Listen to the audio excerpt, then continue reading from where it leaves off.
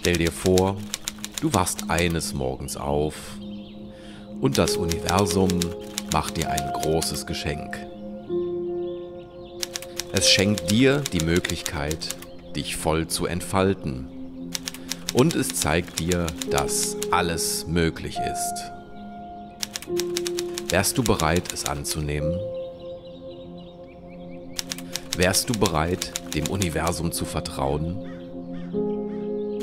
Damit es funktioniert, musst du allerdings bereit sein, alles loszulassen. Deinen Job, deine Familie, deine Freunde, deine Gewohnheiten, deinen Blick auf die Welt. Möchtest du wissen, welches Leben wirklich für dich vorgesehen ist? Dann frage ich dich jetzt, bist du bereit?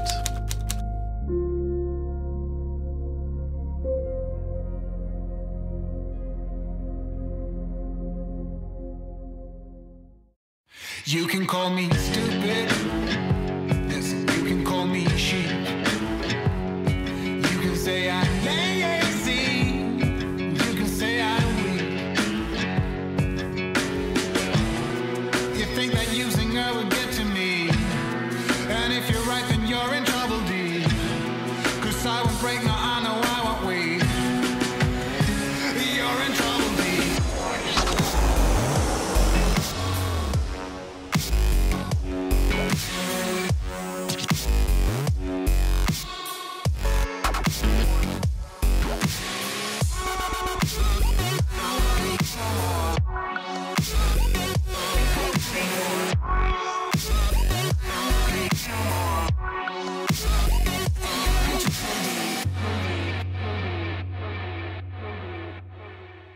Hey, buenos dias und herzlich willkommen zu meiner ganz persönlichen Dokumentation über meine Reise mit dem Fahrradwohnwagen durch Südamerika. Also, lehnt euch zurück, holt die Chipstüten raus, denn jetzt erfahrt ihr alles rund um meine Reise hier durch Lateinamerika. Viel Spaß!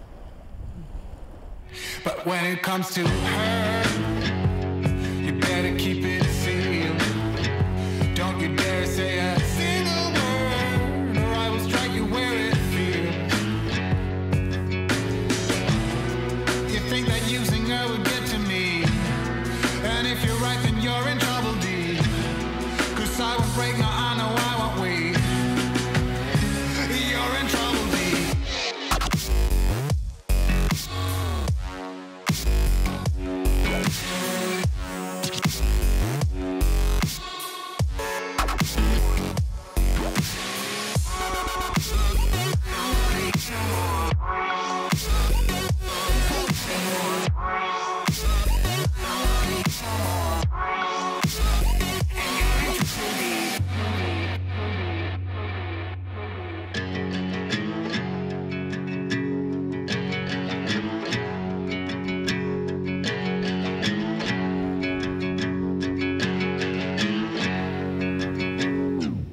Hola, estamos acá en Encarnación con Matías. Matías es un terapeuta alemán que ha decidido venir a Latinoamérica a hacer un viaje, no nada más en bicicleta, sino con un campamento de bicicleta.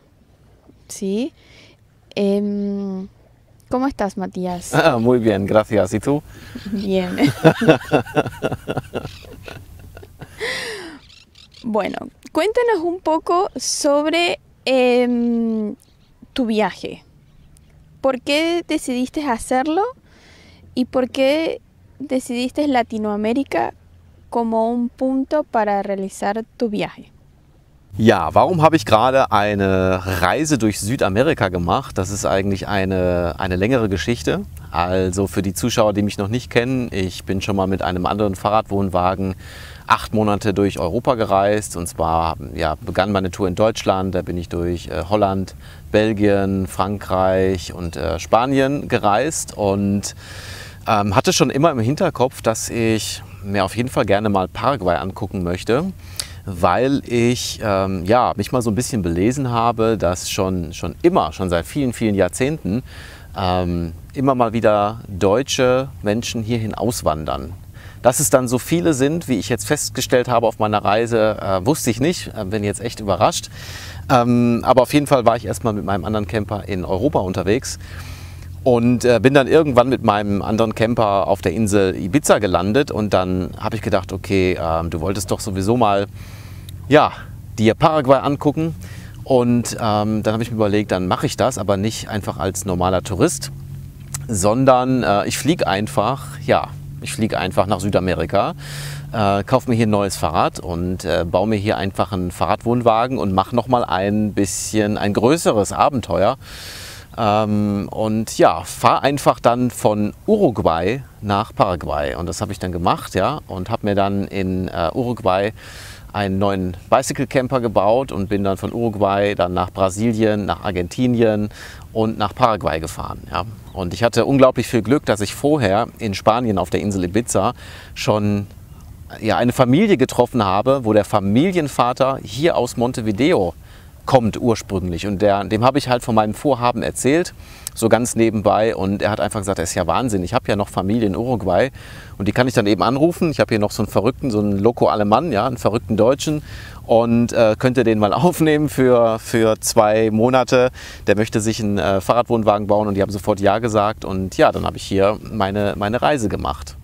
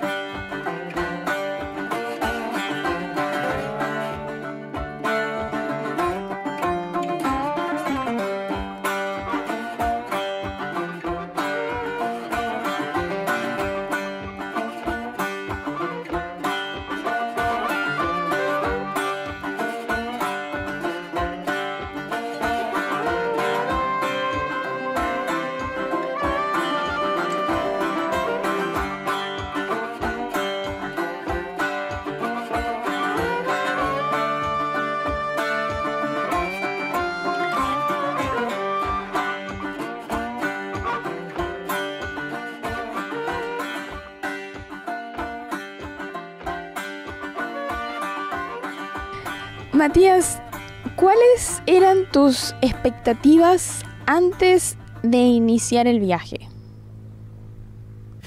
Vor meiner Reise hatte ich eigentlich nicht so viele Erwartungen. Also ich habe das einfach auf mich zukommen lassen. Klar, man hört immer viel, man hört viel in den Nachrichten, habe mich auch mit einigen Menschen ausgetauscht und klar wurde ich vorgewarnt, ja, wie gefährlich Südamerika so ist. Ja, man sieht es manchmal in den Medien oder man hört es auch von der eigenen Familie oder so, dass sie sagen, oh Gott, ja, Südamerika, das ist jetzt nicht Europa und das ist jetzt nicht Deutschland und geh da besser nicht hin, wer weiß, wie die da leben. Also Erwartungen hatte ich nicht, aber ich hatte so meinen großen Wunsch in mir, einfach mal zu schauen, wie es denn hier aussieht, ja? Ob denn die Menschen hier wirklich so arm sind, wie man immer sagt, ob das hier wirklich so gefährlich ist zu leben. Ich konnte mir das überhaupt nicht vorstellen, weil ich noch nie hier in Südamerika war. Also mein erstes Mal, Primero Südamerika, me gusto. Und wie gesagt, ich hatte keine Erwartung, ich war vielmehr sehr aufgeregt, ja. Und klar hatte ich Respekt vor den ganzen Äußerungen anderer Menschen, die dann gesagt haben, du musst wirklich aufpassen und du wirst eventuell überfallen oder so auf der Straße. Ich war schon vorsichtig, aber nee, Erwartungen hatte ich nicht und war voller Vorfreude und das hat sich auch durch meine ganze Reise gezogen, ja. Also, dass ich nicht viel Schlimmes erlebt habe, eigentlich bis jetzt habe ich noch gar nichts Schlimmes erlebt, sondern bin hier sehr, sehr positiv überrascht worden von den Menschen.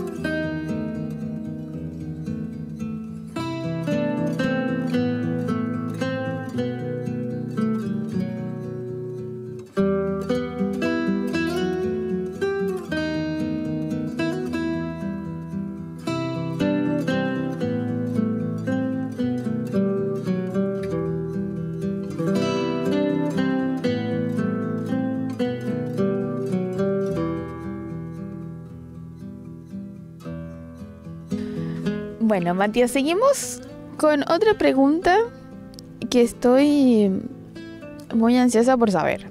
¿Qué te ha dejado el viaje? ¿Qué te ha dejado tu recorrido?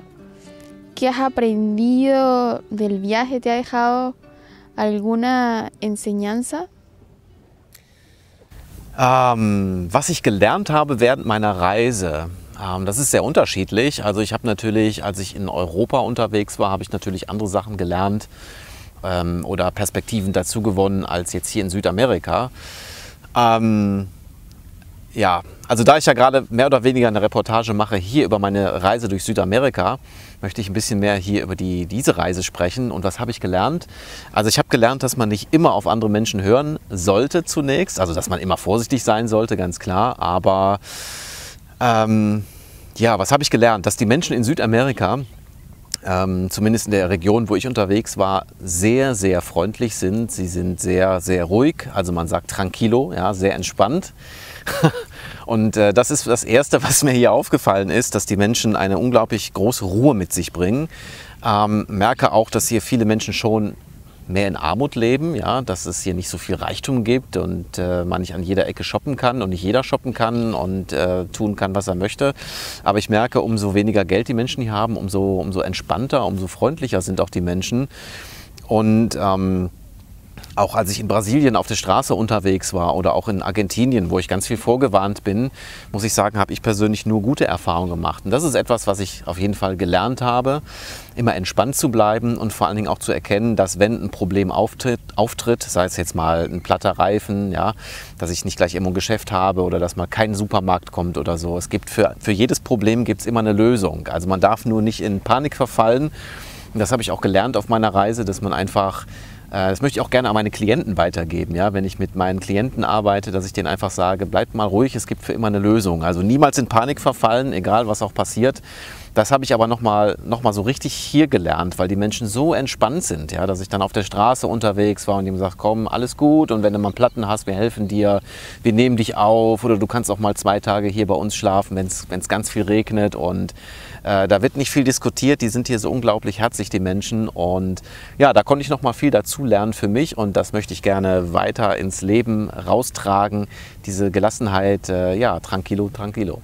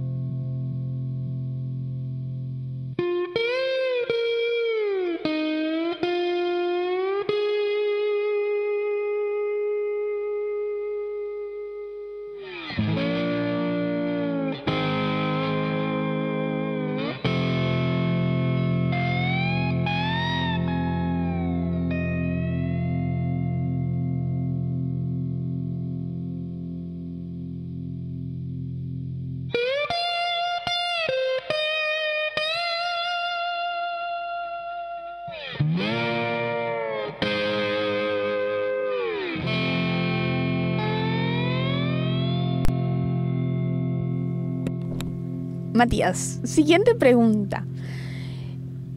¿Qué ha sido, qué fue lo más difícil para ti en este viaje? Más difícil, das Schwierigste an der Reise. Gar nicht so einfach zu beantworten. Das Schwierigste an meiner Reise. Das Schwierigste an meiner Reise. Es geht hier alles so leicht, das ist das Problem, dass ich gar nicht weiß, was ich darauf antworten soll. Aber ganz klar, also was für mich natürlich schwierig war, ich kannte ja hier niemanden. Ja? Ich bin ja hier von Deutschland oder von Mallorca aus mit dem Flugzeug, bin ich ja nach Montevideo gekommen. Ich kannte niemanden. Ich konnte bis dahin noch kein Wort Spanisch sprechen, ein bisschen Englisch, wobei ich festgestellt habe, dass gar nicht so viele Leute Englisch sprechen.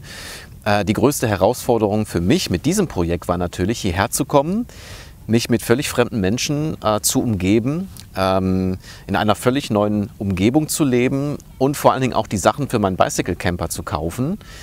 Ich hatte gar nichts, ja. Also die größte Herausforderung für mich war, das Werkzeug zu besorgen und in den Austausch zu gehen mit den Leuten, zu fragen, ich brauche eine Säge, ich brauche eine Bohrmaschine, ich brauche Holz und so weiter. Ich weiß auch nicht warum, aber auch das hat mir keine großen Schwierigkeiten gemacht, weil die Menschen eben hier so freundlich und so hilfsbereit sind. Ja? Der eine kennt wieder einen großen Baumarkt, ja? Dann haben die mich dahin gefahren und dann ganz entspannt haben wir zusammen die Sachen eingekauft.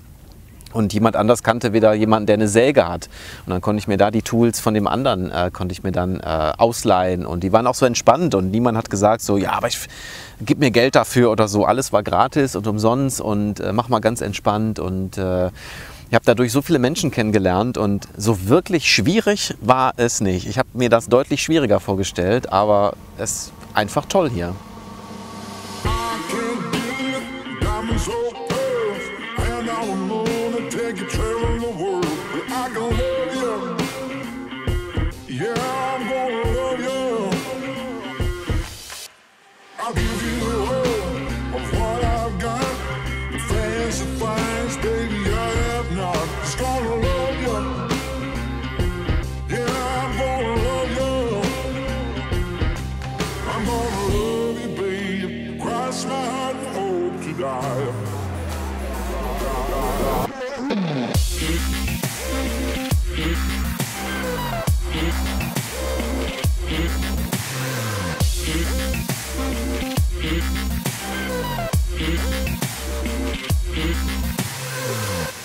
¿Y por qué específicamente con un campamento de bicicleta?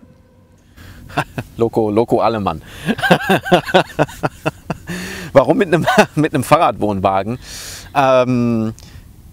Ja, das ist schwierig. Das ist schwierig zu beantworten. Und ich glaube, Menschen, die sich schon einmal einen Fahrradwohnwagen gebaut haben und schon einmal in einem Fahrradwohnwagen gelebt haben, die wissen jetzt auf jeden Fall, die sagen, ja, es gibt 1000 Gründe, warum man sowas mit einem Fahrradwohnwagen macht und nicht einfach mit einem Zelt oder mit einem Wohnmobil.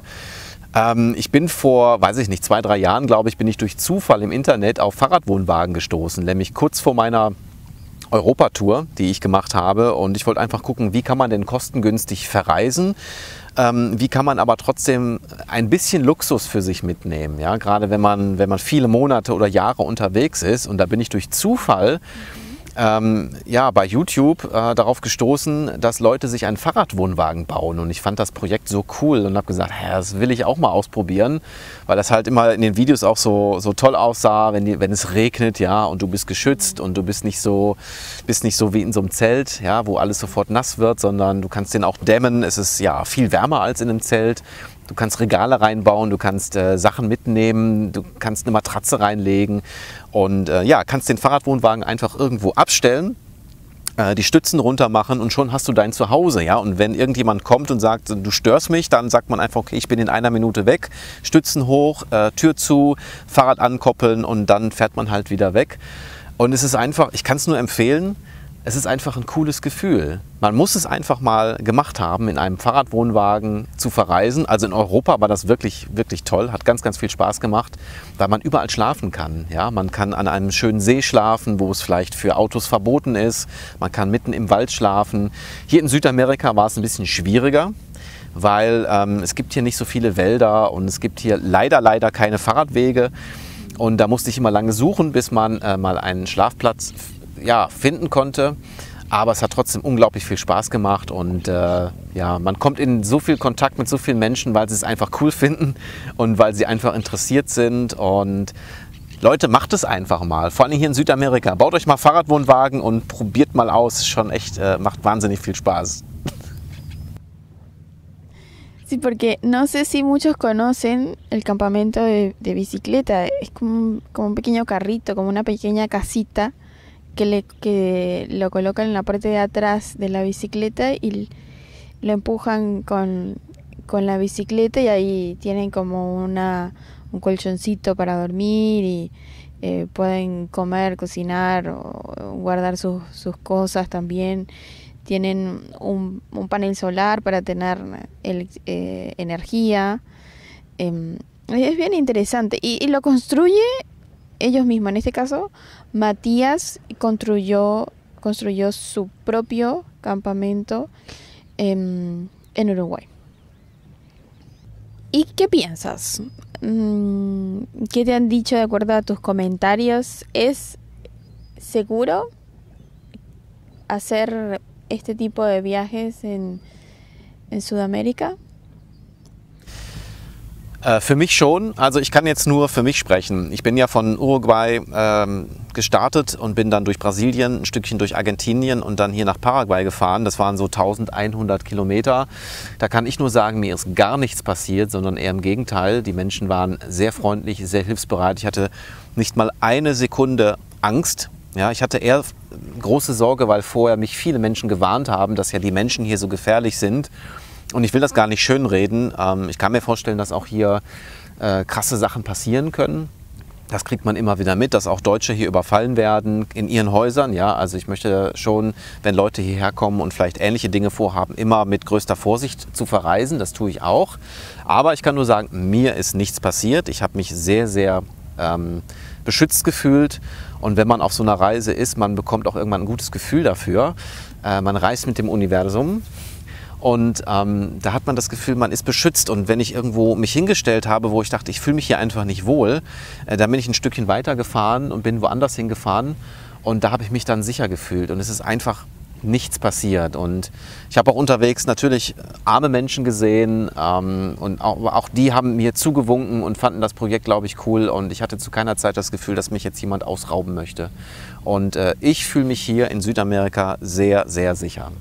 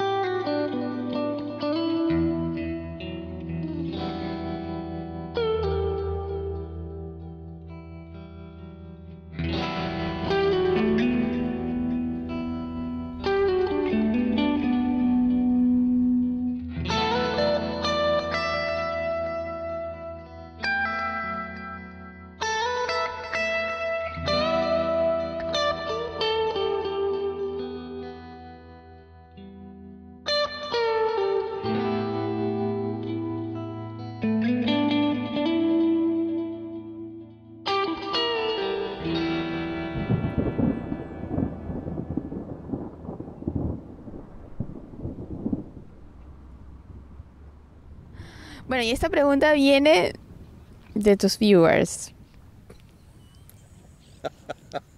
¿Cómo hacías con todas las cosas que hay que hacer en el baño, ¿no? Para bañarte, para ducharte, para asearte, para usar el toilet? Tengo nada. Ich habe gar nichts. Ja, klar, das ist eine gute Frage, wenn du unterwegs bist. Und ja, ich kenne einige Menschen, die sich einen Fahrradwohnwagen gebaut haben in Deutschland. Die bauen sich tatsächlich auch da eine Toilette in den Fahrradwohnwagen rein. Ich habe sowas nicht. Ja, es ist alles möglich tatsächlich. Ja, es ist irgendwie verrückt, aber ich habe es nicht wirklich vermisst. Also für mich ist es kein Problem, dass alles eine Toilette ist, die ganze Natur. Man kann in den Wald gehen oder was auch immer. Ja, also es gibt schon viele Möglichkeiten, auf die Toilette zu gehen. Mit der Dusche oder mit dem Baden, das ist schon schwieriger. Also in Europa ist es mir wesentlich einfacher gefallen. Ja? In Europa hast du viele Flüsse, da hast du viele Seen, du hast viel mehr, ja, sag ich mal, auch bewohnte Gebiete, wo ich auch mal gefragt habe, ob ich da mal duschen kann, oder die Menschen haben es von sich aus angeboten. Vielleicht, weil ich so gestunken habe, ich weiß es nicht genau, aber auf jeden Fall habe ich viele Möglichkeiten gehabt, wo ich auch in Europa mal duschen konnte. Hier in Südamerika war das definitiv schwieriger auf meiner Reise. Da hatte ich manchmal auch eine Woche oder sogar ein paar Tage länger, wo es einfach nicht möglich war, mal zu duschen. Und ich konnte mein gutes Trinkwasser konnte ich dafür nicht verwenden, das war zu kostbar. Aber ich habe mir dann im Supermarkt solche Feuchttücher gekauft und man kann sich mit diesen Feuchttüchern auch sehr, sehr gut sauber machen.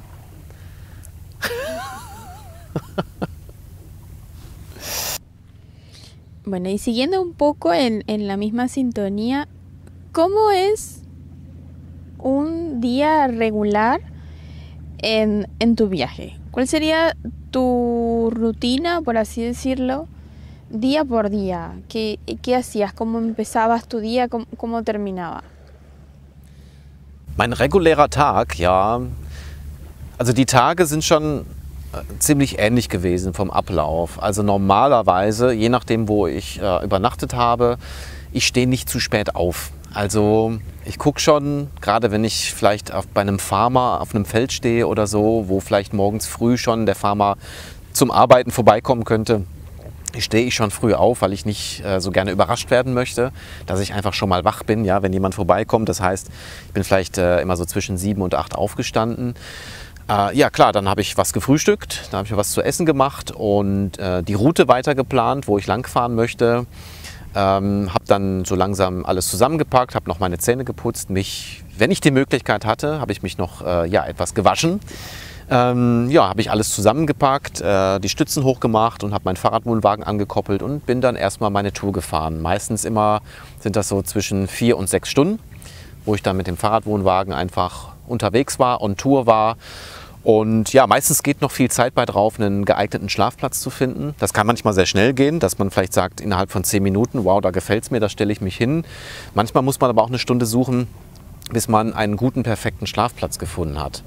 Und was ich noch super spannend finde auf meiner Reise, ist nämlich, dass man plötzlich anfängt, mit der Natur zu leben. Also ich habe mir das auch so nicht vorgestellt, aber es war dann plötzlich so, dass ich auch abends müde werde, wenn die Sonne untergeht. Ja? Wenn die Sonne untergegangen ist, werde ich plötzlich müde und das kann ja manchmal schon abends um 8 sein. Und wenn die Sonne morgens um 7 Uhr aufgeht oder um halb 7, dann bin ich plötzlich wach. Also man fängt plötzlich an, mit der Natur zu leben und das fand ich super spannend. Aber an sich ist der Tagesablauf bei mir immer relativ ähnlich gewesen, außer ich habe mich mal dazu entschieden, mal vielleicht 2 Tage an einem Platz zu bleiben, der halt super schön war.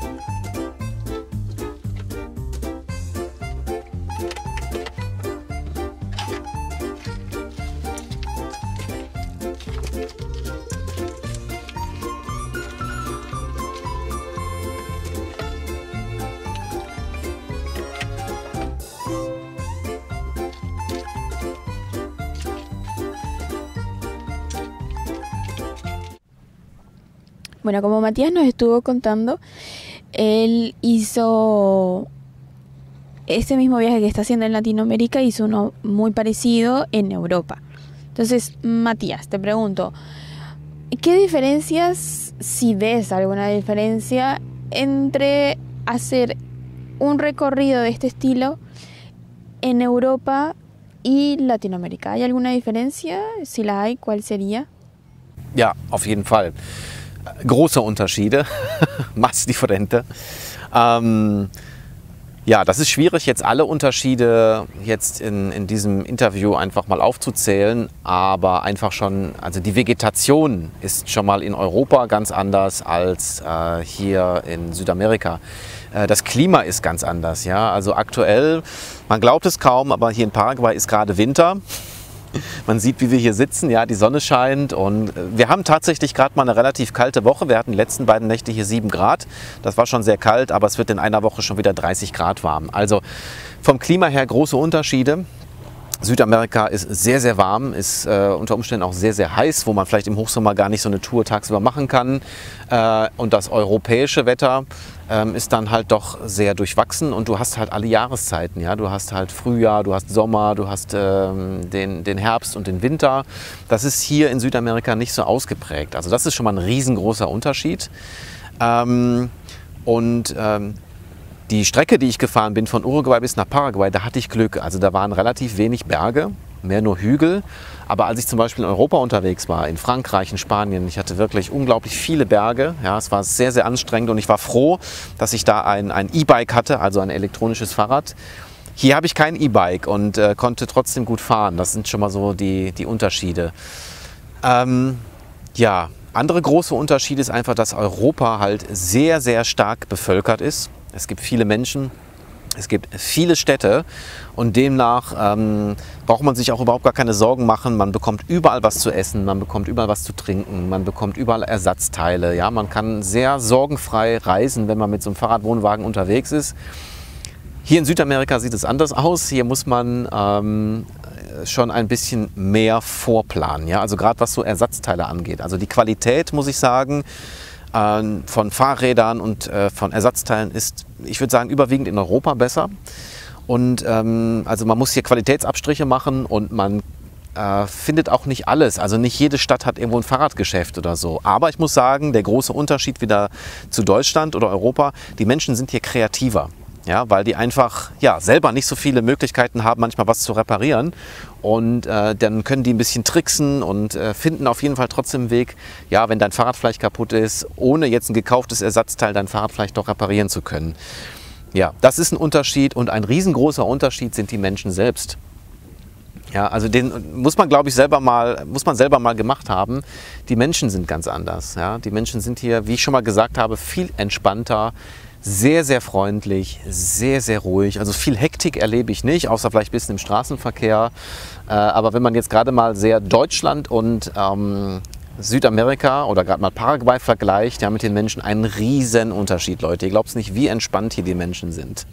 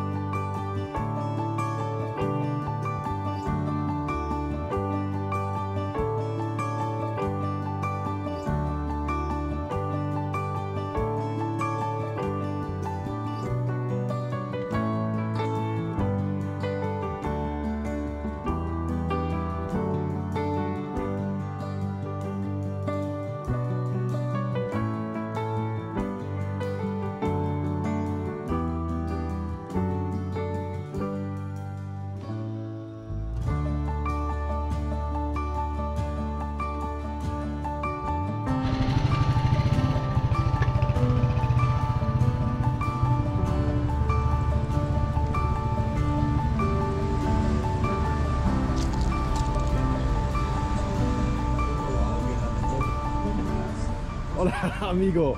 Tranquilo. Bien, todo tranquilo. Acá tomando un tereré de Paraguay. Perfecto. Para Muy el bien. amigo. Un saludo para todos. De Encarnación, Paraguay. Todo bien. Todo bien, Perfecto. todo tranquilo. Todo tranquilo. Ah, más tranquilo que agua de pozo. Sí, sí, claro. Adiós y Chao, amigo, suerte suerte. y buen día. Auf Wiedersehen. Auf Wiedersehen. Dankeschön. Bitte schön.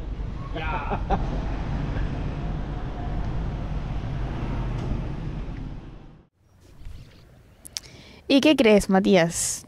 ¿Que harías este viaje de nuevo en otro país? ¿Capaz? Ja. Ja, würde ich auf jeden Fall machen. Ich habe aber gerade, ich denke mal, die Zeit nicht mehr. Ich muss gucken, dass ich jetzt auch mal wieder Geld verdiene. Ja, ich bin jetzt 1 Jahr und bald 1,5 Jahre hier auf Reisen. Habe mir für meine Reise 20.000 € damals angespart, die jetzt aufgebraucht sind, mehr oder weniger. Und ich muss ein bisschen wieder arbeiten. Aber wenn ich jetzt vielleicht sehr, sehr viel Geld hätte, und nicht so schnell wieder arbeiten gehen müsste, ja, ich würde das, glaube ich, auch noch mal irgendwo in Australien vielleicht machen, ja. Oder würde vielleicht mal nach Japan fliegen oder so. Ich würde mir dann vorher auf der Landkarte mal angucken, wo kann man das machen. Also Lust hätte ich schon, das einfach noch mal in anderen Ländern zu machen. Aber ich denke, aus diversen organisatorischen Gründen, ja, klappt das nicht. Aber ich muss dazu sagen, ich bin unglaublich froh und dankbar über die Erfahrungen, die ich machen durfte, dass ich ja fast 8 Monate in Europa unterwegs war mit dem Fahrradwohnwagen und dass ich, ja, hier in Südamerika war ich gar nicht so lange unterwegs. Ich war on Tour maximal 6 Wochen, das war gar nicht so lang. Aber ich bin trotzdem froh, dass ich das einfach mal hier gemacht habe und in Europa. Und das ist eine Erfahrung, die kann einem keiner nehmen.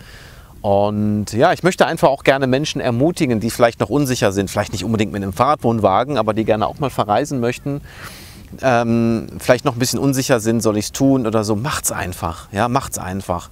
Und vielleicht braucht man auch gar nicht so viel Geld, also zum Beispiel mache ich jetzt gerade hier Wohnungssitting für 2 Monate. Ja, ich habe da, bin auf so eine Internetseite gestoßen. Also ich kann gratis in einer Wohnung wohnen und der Inhaber ist gerade in Deutschland, weil er gerade was zu tun hat.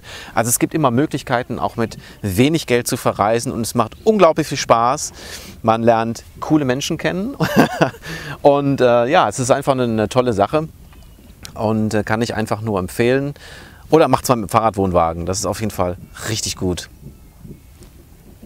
Danke, Matías. Danke. Bitte.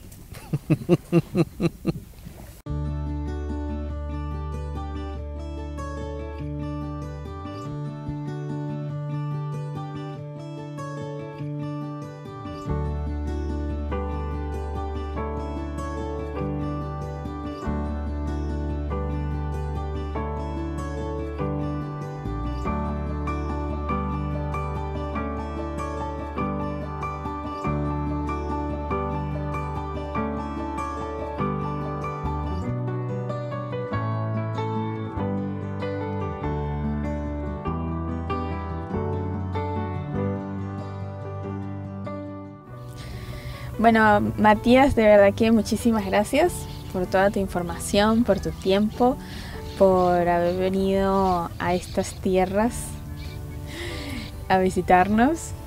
Y Matías está dispuesto a hacer más entrevistas y a responder muchas más preguntas a los que estén interesados. Así que pueden escribir en los comentarios acá abajo y no se olviden de darle me gusta acá abajo también. Y les mandamos un beso desde Encarnación en la playa San José. Danke. Dankeschön.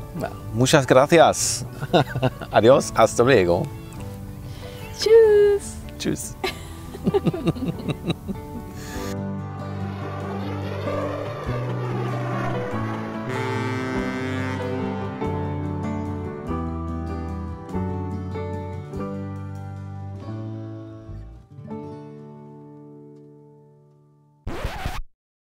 Hey, halt, stopp, das ist doch noch gar nicht das Ende meiner Dokumentation. Ich möchte euch nämlich ganz gerne noch erzählen, wie es dazu kam, warum ich überhaupt meine Europatour mit dem Fahrradwohnwagen so schnell unterbrochen habe und dann jetzt plötzlich mich hier in Südamerika befinde. Da gibt es nämlich noch eine kleine Geschichte dazu. Also wenn euch das interessiert, dann bleibt doch gerne noch ein kleines bisschen dran.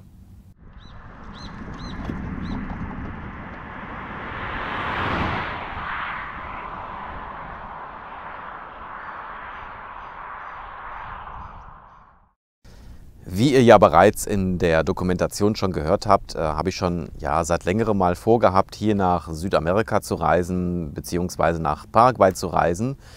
Doch als ich dann in Europa unterwegs war und auf der schönen Insel Ibiza unterwegs war und auf der Insel Formentera, ja, da ist etwas in mir passiert, was mich dann plötzlich sehr überrascht hat, beziehungsweise ich war plötzlich wie ferngesteuert. Ich habe auch so eine kleine Idee, woran das liegen könnte, da gehe ich ein bisschen später noch drauf ein.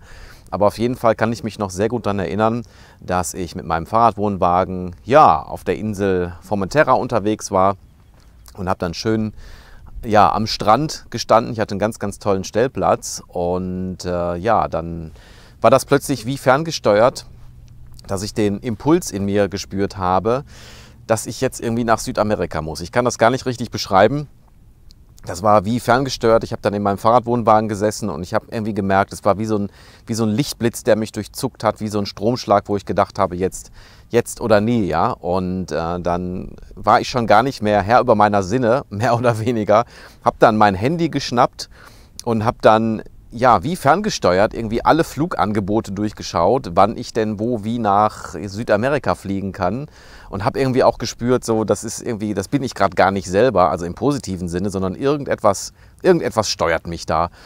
Ja, und so hat sich das dann ergeben, dass ich ganz spontan einfach einen Flug nach Südamerika gebucht habe und nämlich nach Montevideo, weil ich ja halt eben gedacht habe, okay, ich mache hier eine Reise nicht einfach so, sondern ich mache hier mit dem Fahrradwohnwagen weiter. Das war dann plötzlich ganz klar und ich habe dann ganz, ganz spontan die Reise hierhin gebucht und ich kann mich noch daran erinnern, wie euphorisch ich war und wie ich mich gefreut habe und wie ich dann am nächsten Tag aber aufgewacht war in meinem Fahrradwohnwagen und einfach gedacht habe, was hast du denn da jetzt schon wieder für einen Mist gemacht irgendwie, ne? Also da kam noch mal so ein Tief wieder rein, wo mein Verstand einfach irgendwie gesagt hat, so, ja, super, was hast du denn da schon wieder gemacht? Einfach so ein Schnellschuss oder so, bist du einfach jetzt hierher geflogen oder noch nicht oder hast einfach mal irgendwas gebucht und ja, keine Ahnung. Also das war total beeindruckend, wie ich das für mich so empfunden habe. Erstmal dieses Euphorische, das was aus mir rauskam und wie ich dann gemerkt habe, wie mein Verstand dann plötzlich einfach ein bisschen verrückt gespielt hat. Naja, das war auf jeden Fall sehr beeindruckend und seitdem ich hier auf meiner Reise bin, merke ich einfach, dass ich viel gelassener bin und viel mehr auf meine Gefühle achte, viel mehr auf das, was aus mir herauskommt.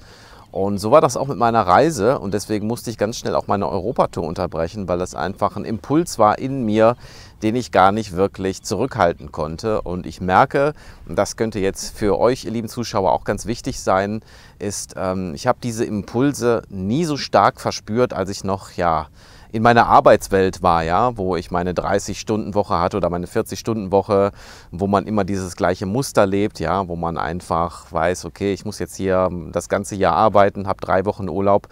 Man hat überhaupt den Kopf gar nicht frei für solche Impulse, die kommen gar nicht richtig durch, weil man einfach mit anderen Sachen beschäftigt ist. Und deswegen möchte ich gerne an euch mal so weitergeben oder wünsche ich mir für viele Menschen, dass sie auch mal so eine Reise machen können wie ich. Also mindestens mal ein halbes Jahr, das würde ich empfehlen, weil man nämlich nicht so richtig abschalten kann. Also ich konnte es nicht so wirklich in meinem Urlaub. So, wenn man 3 Wochen Urlaub hat, da braucht man eine Woche, um sich ein bisschen von seiner Arbeit zu lösen. Dann kann man vielleicht eine Woche mal so richtig entspannt den Urlaub genießen und die 3. Woche ist man schon wieder damit beschäftigt, sich auf die Arbeit wieder einzustimmen. Also so habe ich das empfunden und ich weiß, dass viele andere in meinem Umfeld und Freunde und Bekannte das auch so empfunden haben.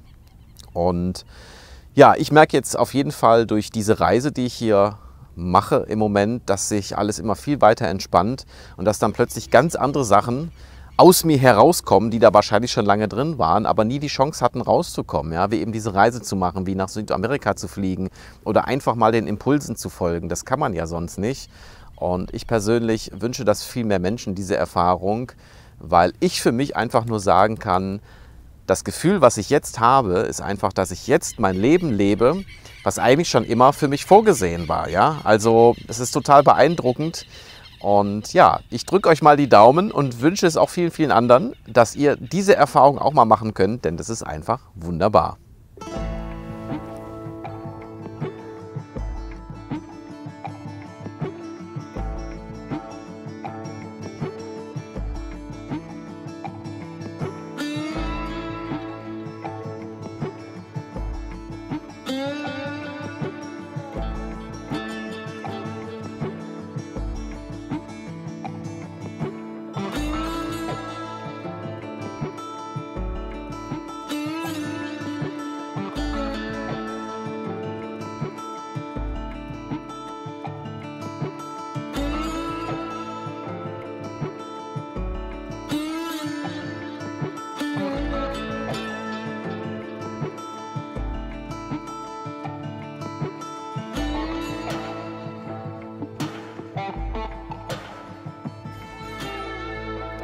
Und da gibt es natürlich auch noch andere Gründe, warum ich so eine Reise jetzt hier gemacht habe, weil, naja, gerade als Therapeut setze ich mich natürlich auch viel mit dem Thema Angst auseinander.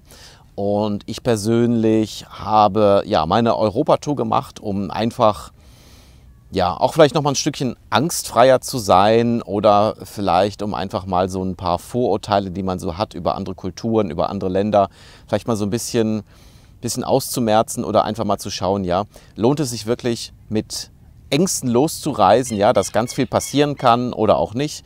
Und ich habe einfach schon in Europa gemerkt, okay, dass viele Ängste, die man so in sich trägt, welche Ängste auch immer, dass die einfach nur in unseren Köpfen existent sind. Ja? Dass wenn ich jetzt draußen unterwegs bin, draußen schlafe, dass man ständig überfallen wird oder so. Ja, natürlich kann das passieren, aber ich kann auch in meiner Wohnung überfallen werden oder in meinem eigenen Haus, was auch immer. Und ich habe einfach festgestellt, dass viele Ängste, die man so hat, übertrieben sind. Und ich bin einfach froh, dass ich die Tour mit dem Fahrradwohnwagen durch Europa gemacht habe. Ja, weil vieles davon hat sich einfach nicht bestätigt von den Ängsten. Und ich bin dadurch viel angstfreier auch geworden.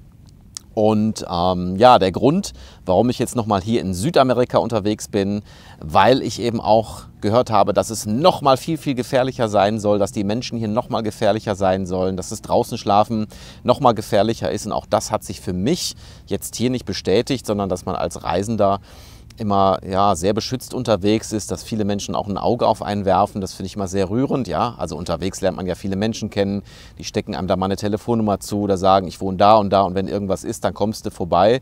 Und ja, die Reise habe ich für mich auch nochmal gemacht, um einfach auch nochmal an meinen eigenen Ängsten zu arbeiten, um zu schauen, kann ich meine eigenen Ängste noch ein bisschen besser kontrollieren, kann ich sie noch ein bisschen weiter runterschrauben. Und das hat hier nochmal richtig gut funktioniert. Ich bin hier nochmal viel entspannter geworden. Und das ist etwas, was ich natürlich gerne auch an euch weitergeben möchte. Ja, jeder hat so seine Ängste im Leben und ich kann einfach nur nochmal die Bestätigung rausgeben. Es macht Sinn, sich seine eigenen Ängste mal anzuschauen und auch mal über seinen eigenen Schatten drüber hinauszuspringen und ja, die eigene Komfortzone auch mal zu verlassen. Das macht auf jeden Fall Sinn, da spreche ich nur für mich, weil es macht so unglaublich frei. Ja? Also wenn man seine Ängste gut kontrollieren kann, es macht einen viel freier und sorgenfreier und das Leben macht dann gleich viel mehr Spaß.